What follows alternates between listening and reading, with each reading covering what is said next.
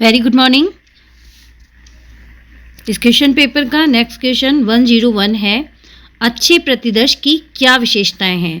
प्रतिनिधित्वता, अभिनीति से मुक्त, विश्वसनीयता, लचीलापन।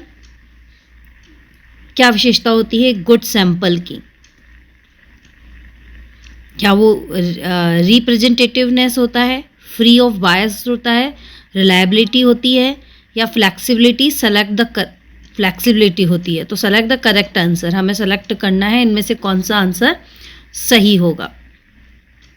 तो ये जो चारों ही विशेषताएं बताई गई हैं, फीचर्स बताए गए हैं, ये किसी अच्छे प्रतिदर्श की गुड सैंपल की विशेषताएं होती हैं। वो प्रतिनिधित्व करना चाहिए एक बड़े मास का, यूनिवर्स का प्रतिनिधित्व करने वाला होना चाहिए, बायस्ड नहीं होना चाहिए, है ना, फ्री ऑफ बायस्ड। कहीं भी ऐसा ना हो कि वो बायस्ड हो, जो रिसर्चर है वो बायस्ड होकर सैम्पलिंग करे। विश्वसनीयता होनी चाहिए उसमें, और कहीं ना कहीं फ्लैक्सिबिलिटी भी होना चाहिए। तो ये चारों ही विशेषताएं एक गुड सैंपल की विशेषताएं होती हैं। 4 नंबर ABCD सही होगा। नेक्स्ट, निम्नलिखित में से कौन सी एक विशेषता उपकल्पना को लेकर गलत है? Which one of the following is incorrect characteristics of hypothesis?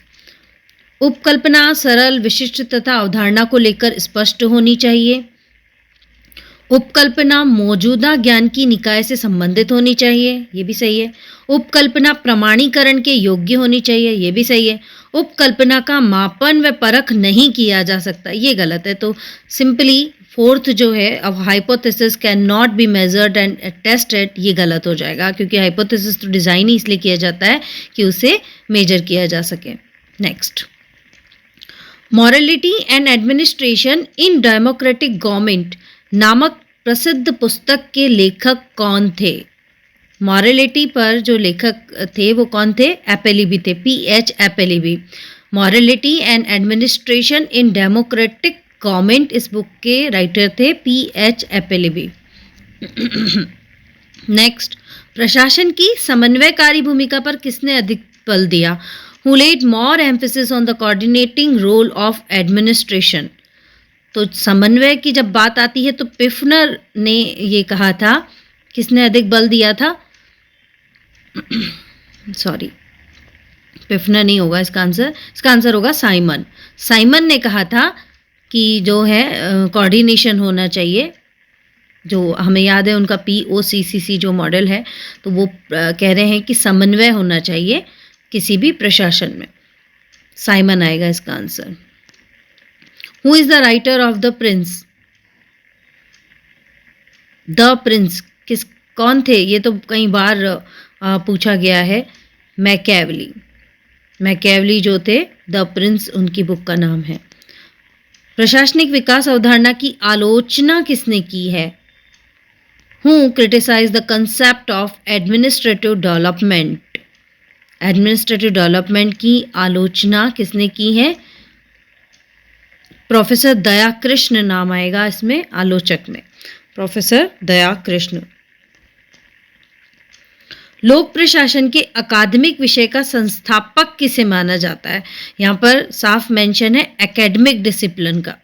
Academic discipline की बात करें तो हम कहते हैं कि वुड्रो विल्सन जो है वो हमारे क्या हैं? संस्थापक हैं लोक प्रशासन के।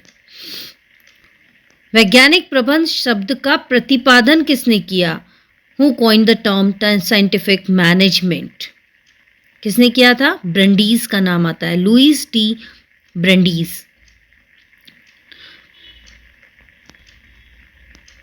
नेक्स्ट, कौन कहता है कि प्रत्यायोजन की अवधारणा संगठनात्मक सिद्धांत की केवल एक मनगढ़ंत कल्पना है? Who states that the concept of delegation is a more myth of organizational theory? किसने कहा ये कहा था MP फॉलेट ने। इसका आंसर होगा MP फॉलेट। MP फॉलेट ने कहा कि जो डेलीगेशन है वो केवल एक मिथ है, डेलीगेशन होता ही नहीं है। MP फॉलेट इसके आलोचक थे। टेलरवाद ने किस देश में स्ताखानोवाइट आंदोलन का रूप लिया? ये क्वेश्चन भी कई बार आ चुका है। टेलरवाद जो था इसके कारण सोवियत संघ जो था उसमें ये आंदोलन स्ताखानोवाइट आंदोलन का रूप ले लिया था टेलरवाद। यूएसएसआर, सोवियत संघ। नेक्स्ट, लोक प्रशासन में संगठन के शास्त्रीय सिद्धांत को जाना जाता है। The classical theory of organization in public administration is also known as structural theory, functional theory, bureaucratic theory या human relation theory। तो इसे हम सभी किस नाम से जानते हैं? Structural theory. पूरी संरचनाओं की बात की गई, जितने भी थिंकर थे उन्होंने संरचना पर आधारित अपने सिद्धांत दिए। क्लासिकल थ्योरी को संरचनात्मक थ्योरी या स्ट्रक्चरल थ्योरी भी कहा जाता है। नेक्स्ट, मुने ने तर्क दिया कि सभी संगठन संरचनाएं वरिष्ठ अधीनस्थ संबंधों पर आधारित होती हैं जो श्रेणीबद्ध रूप में वर्गीकृत होती हैं। इसे उसने क्या नाम दिया? देखिए कितना घुमा के क्वेश्चन पूछा है। मुने argued that all organization structures are based on the system of superior subordinate relationship arranged in hierarchical order. This is termed as hierarchy को क्या बोलते हैं? हायरार्की का दूसरा नाम है स्केलर चेन, स्केलर प्रिंसिपल। तो इसका आंसर हो जाएगा स्केलर सिद्धांत फर्स्ट। नेक्स्ट, किसने एल्टन मेयो को विचारों के क्षेत्र में एक साहसी व्यक्ति व प्रेरणादायी प्रसन्नचित्त विचारक कहा? एल्टन मेयो को एक साहसी व्यक्ति और यानी कि an adventurer in the realm of ideas and breath spirit, किसने कहा है? ये कहा था रोथलिस बर्जर ने एल्टन मेयो की प्रशंसा करते हुए ये कहा था। इसका आंसर सेकंड हो जाएगा। नेक्स्ट, नेतृत्व संबंधी वह कौन सा सिद्धांत है जो नेता के व्यवहार में अनुयायियों की भूमिका को महत्व देता है? नेता के व्यवहार में अनुयायियों की भूमिका को महत्व देता है। Which theory of leadership emphasize the role of followers in leadership behavior? Idiosyncrasis credit theory, general interaction theory, sociometric theory and situational theory। कौन सी थ्योरी है जिसमें अनुयायियों को महत्व दिया गया? तो वो हो जाएगी फर्स्ट, आइडियोसिंक्रेसिस क्रेडिट थ्योरी। प्रकृति विशिष्ट सम्मान सिद्धांत कहा जाता है इसे हम डिटेल में पढ़ेंगे जब हम इसका रिवीजन करेंगे। प्रथम प्रशासनिक चिंतक जिन्होंने निर्णय निर्माण प्रक्रिया का अर्थपूर्ण विश्लेषण किया है वह कौन है? The first administrative thinker to give a meaningful analysis of decision making process is. Decision making process को डिटेल में किसने समझाया था हमें? बर्नार्ड ने, C.I. बर्नार्ड। नेक्स्ट, नेतृत्व की महापुरुष विचारधारा के कारण किसका उदय हुआ? Great man theory of leadership led to the rise of, किस थ्योरी का जन्म हुआ था? The trait theory of leadership. नेतृत्व की लक्षण मूलक विचारधारा का विचार हुआ था। ये जो ग्रेटमैन थ्योरी है इसका दूसरा नाम है द ट्रेट थ्योरी।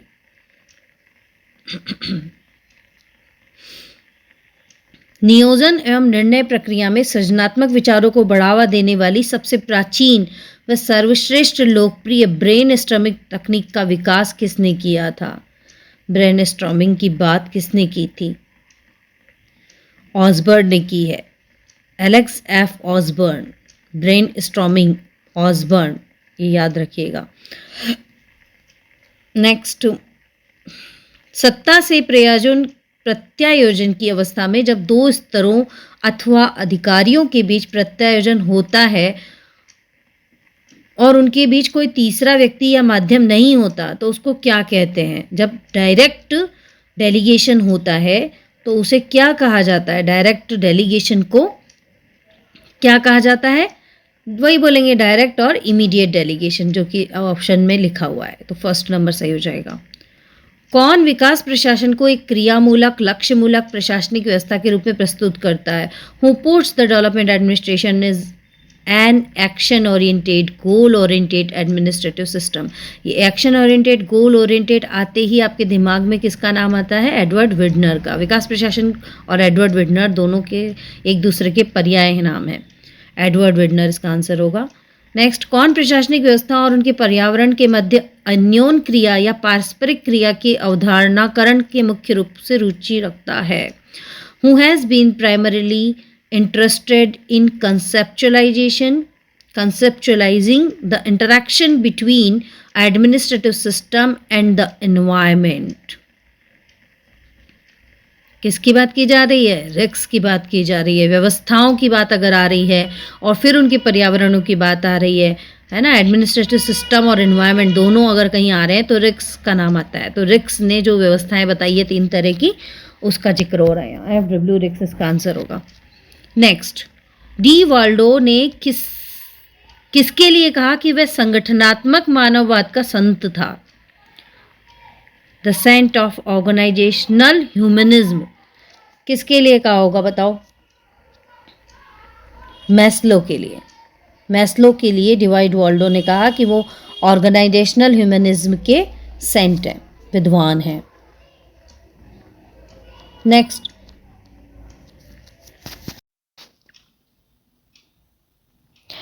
है साइमन ने निर्णयों को अधिकतम बनाने की संभावना को खारिज कर दिया।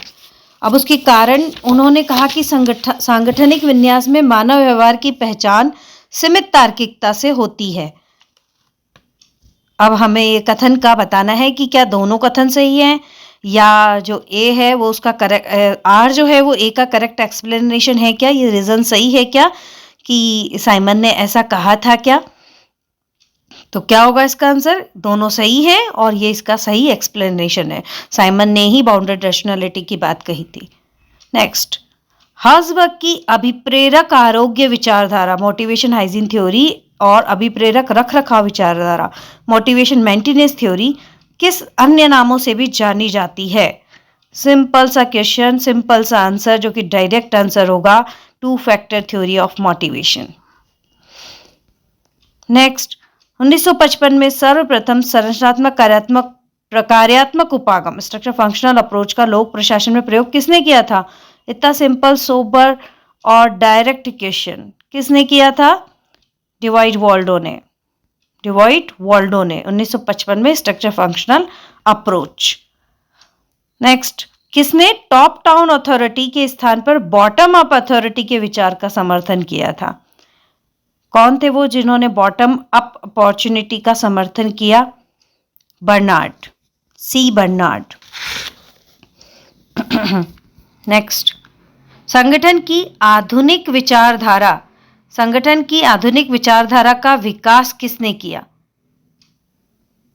अब ये यहाँ बात कर रहे हैं कि मॉडर्न थ्योरी जो आई है संगठन की, उसमें March and Simon, Hare, Norbert Wiener या सभी? तो इसमें आंसर आ जाएगा सभी। इन सभी ने ही जो मॉडर्न थ्योरी है उसमें अपनी विचारधारा में अपने विचार रखे हैं। नेक्स्ट, 5 सोपान का अर्थ क्या है? Officials at different level of organization, control of the higher over the lower और गैंग प्लैंक या ऑल ऑफ दीज? क्या आंसर होगा इसका? संगठन के विभिन्न स्तरों पर अधिकारी होना। क्या संगठन के विभिन्न स्तरों पर जब अधिकारी होते हैं तो वो 5 सोपान कहलाता है? उच्च का निम्न पर नियंत्रण, क्या ये 5 सोपान कहलाता है? या हम कहें कि गैंग प्लैंक ये कहलाता है या फिर सभी कहलाते हैं? तो इसमें जो है देखिए, गैंग प्लैंक 5 सोपान नहीं है। संगठन के विभिन्न स्तरों पर अधिकारी होना 5 सोपान है, लेकिन उसमें उच्च और निम्न स्तर होना लिखा नहीं है। तो उच्च और निम्न की जहां बात आती है उसी को हम 5 सोपान कहते हैं। तो हम कहेंगे कि सेकंड आंसर इसका सही होना चाहिए। वैसे ये क्वेश्चन थोड़ा सा गड़बड़ डिजाइन किया है इन्होंने। नेक्स्ट, 128 ये जो क्वेश्चन था ये डिलीट कर दिया था आरपीएससी ने, मतलब ये गलत था तो इसलिए हम इसको स्किप कर रहे हैं। नेक्स्ट है, शून्य आधारित बस्टिंग का जनक कौन था? शून्य आधारित बस्टिंग की बात जब भी होती है तो इसके जनक कौन थे? पीटर ए पायर। शून्य आधारित जीरो बेस्ड बस्टिंग, पीटर ए पायर। नेक्स्ट, प्रशासन में वित्त सर्वत्र वैसे ही सम्मिलित है जैसे कि वायुमंडल में ऑक्सीजन। ये कथन किसका है? ये भी बहुत फेमस है कथन और कई बार पूछा गया। ये मॉस्टीन मार्क्स का कथन है। उन्होंने कहा कि जैसे वित्त जो होता है वो सभी जगह होता है, वैसे उसी तरह से है वित्त जैसे कि वायुमंडल में ऑक्सीजन है। तो मार्क्स ने कहा था ये। नेक्स्ट कथन आ गए हैं फिर से, बजट का निर्माण सकल आकलनों के आधार पर किया जाना चाहिए, न कि शुद्ध। कारण यह है कि इससे सार्वजनिक व्यय पर संसदीय नियंत्रण अर्थवान होता है। The budget should be prepared on the basis of gross estimates and not net estimate. Because reason ये कह रहे हैं, it makes the parliamentary control over public administration meaningfully. क्या होना चाहिए इसका आंसर? दोनों सही हैं और ये इसका सही एक्सप्लेनेशन है। एक नंबर सही हो जाएगा, ए और आर दोनों सही है। नेक्स्ट, ब्रिटेन में व्हीटले परिषदों की स्थापना किस वर्ष में की गई? व्हीटले काउंसिल, ये भी डायरेक्ट क्वेश्चन आया है। व्हीटले काउंसिल की जो स्थापना थी वो की गई थी 1919 में ब्रिटेन में। नेक्स्ट, निम्न में से कौन नई निरंकुशता की अवधारणा से संबंधित है? Who is the following is associated with the concept of new despotism? नई निरंकुशता, ये इसका कुछ गड़बड़ लग रहा है मुझे मीनिंग। नई निरंकुशता वाली से कौन संबंधित है? तो लॉर्ड हेवर्ट इसका आंसर होगा। हाँ, लॉर्ड हेवर्ट इसका आंसर होगा। इनमें कौन सा सुमेलित नहीं है? Hatch Act, political rights, La Follette Act, right to strike, Taft Hartley Act, right to strike, Pendleton Act, योग्य मेरिट सिस्टम या योग्यता पद्धति। कौन सा करेक्ट मैच नहीं हुआ है? तो जो सेकंड वाला है वो करेक्ट नहीं है, बाकी तीनों करेक्ट है। हैच एक्ट राजनीतिक अधिकार से संबंधित था, हार्टले एक्ट हड़ताल के अधिकार से, और पेंडल्टन एक्ट योग्यता पद्धति से।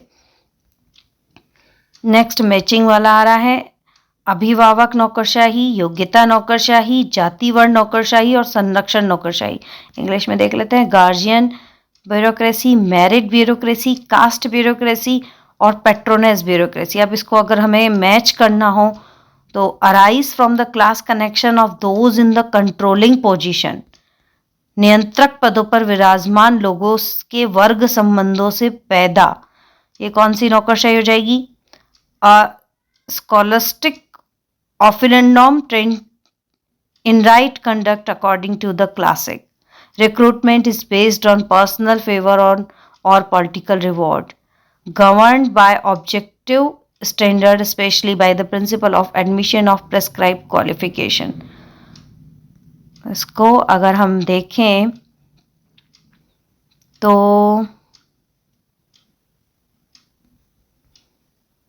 जो गार्जियन है, गार्जियन नौकरशाही की बात करें तो आदर्शों के प्रति उच्चारण प्रशिक्षण अधिकारी वर्ग, तो ये इससे सेकंड से हो जाएगा कनेक्ट। और गार्जियन जो है वो होगा, वो तीसरे से होगा। Recruitment is based on personal favour.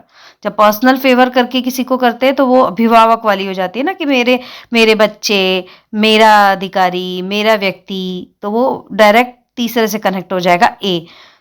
तो फिर दूसरा आ रहा है मेरिट ब्यूरोक्रेसी। मेरिट की जब बात आती है तो हम कहेंगे कि वस्तुनिष्ठ मानदंडों द्वारा, है ना, विशेष तौर पर योग्यता के आधार पर किया गया, तो वो चौथे से सेलेक्ट हो जाएगा कि specially by the principle of admission on off prescribed qualification के बेसिस पर हो रहा है। तो बी में 4 आ जाएगा। फिर कास्ट ब्यूरोक्रेसी में पहला आएगा कि वर्ग संबंधों से पैदा, मतलब है ना, कंट्रोलिंग पोजीशन से। और ये लास्ट वाला जो है पेट्रोनेस ब्यूरोक्रेसी, जिसको कह रहे हैं संरक्षण नौकरशाही, तो इसमें सेकंड आ जाएगा कि आदर्शों के प्रति उच्च आचरण में प्रशिक्षित विद्वान अधिकारी वर्ग। इस तरह से ये, तो इसमें second number, sorry, third number सही हो जाएगा इसमें। हाँ, डाइसी का नाम किससे जुड़ा है?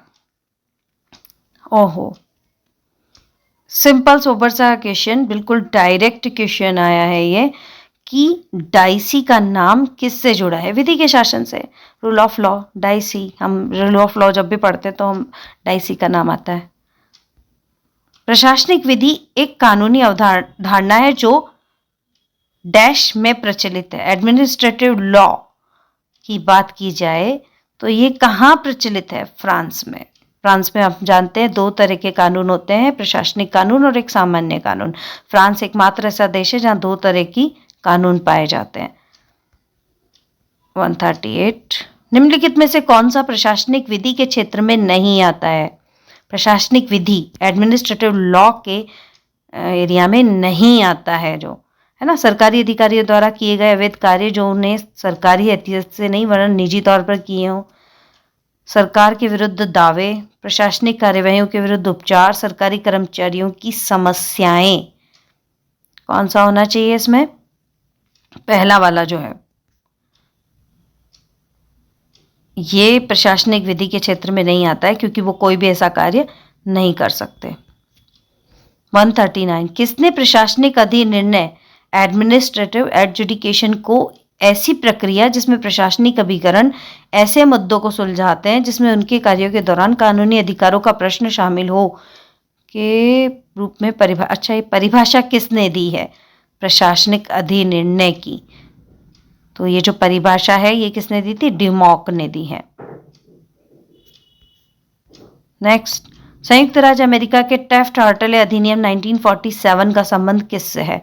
अभी ये क्वेश्चन आया था जिसमें हमने इसको मैच किया था हड़ताल के अधिकार से, राइट टू स्ट्राइक। रिपीटेशन है क्वेश्चंस में। नेक्स्ट, फ्रांस का वर्तमान 5वां गणराज्य संविधान कब लागू किया गया? फ्रांस का 5वां, है ना, आप जानते हैं फ्रांस में कई बार जो अभी भी हमने स्टडी किया था थोड़े दिनों पहले ही, तो फ्रांस का जो 5वां है वो 1958 में आया था। किस देश की प्रशासनिक प्रणाली में ऊपरी सदन की भूमिका सबसे ज्यादा प्रभावी होती है? ये भी बहुत सिंपल सा क्वेश्चन आ गया, डायरेक्ट क्वेश्चन। अगर आपने सीपीए बहुत अच्छे से पढ़ाई करी है तो आपको पता होना चाहिए कि क्या आंसर होगा इसका। बताइए। अपर हाउस जिसका बहुत ही हम कहेंगे पावरफुल होता है, तो यूएसए में अपर हाउस बहुत पावरफुल है। मैचिंग, लिखित संविधान, एकात्मक संविधान, अलिखित संविधान और संघीय संविधान। हम जानते हैं कि अलिखित जो संविधान है वो एक ही देश है। कौन सा देश है?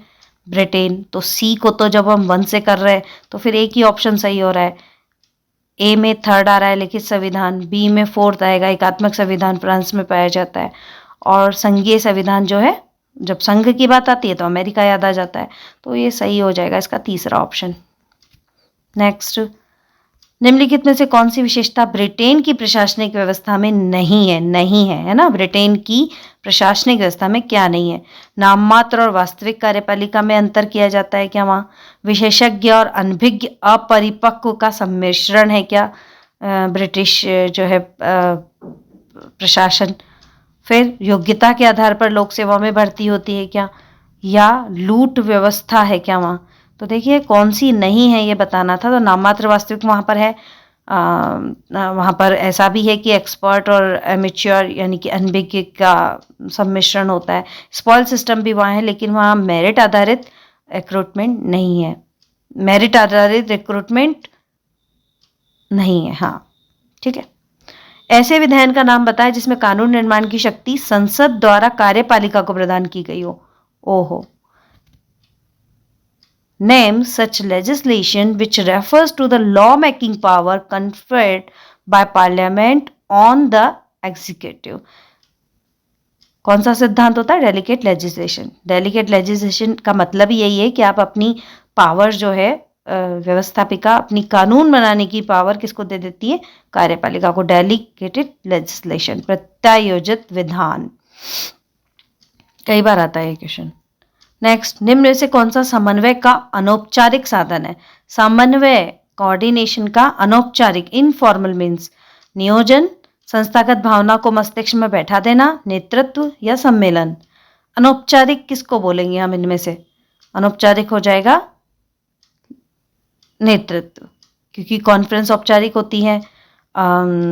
इंस्टीट्यूशनल स्पिरिट जो होती है वो भी औपचारिक।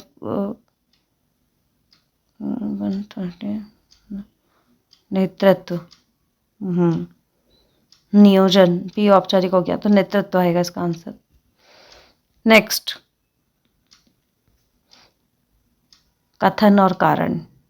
स्टाफ व सहायक एजेंसियां 9 एजेंसियों की सहायता करती है, परंतु वे अलग होती हैं क्योंकि सहायक एजेंसियों की कोई परिचालनात्मक जिम्मेदारी नहीं होती।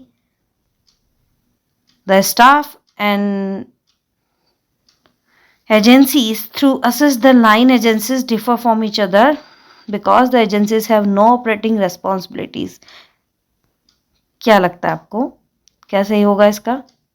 जो आर है वो गलत है, जो कारण है वो गलत है कि उनकी कोई ऑपरेटिंग रिस्पॉन्सिबिलिटी नहीं होती, लेकिन ए सही है, तो ए सही है, आर गलत है, तीसरा नंबर सही हो जाएगा। नेक्स्ट मैचिंग आ गया फिर से, हायरार्की है, स्पैन ऑफ कंट्रोल है, डेलीगेशन है, यूनिटी ऑफ कमांड है, flow of authority, one single boss, through proper channel, supervision. तो जब हायरार्की की बात आती है, पद सोपान की बात आती है, तो कहीं ना कहीं थ्रू प्रॉपर चैनल की बात आती है ना।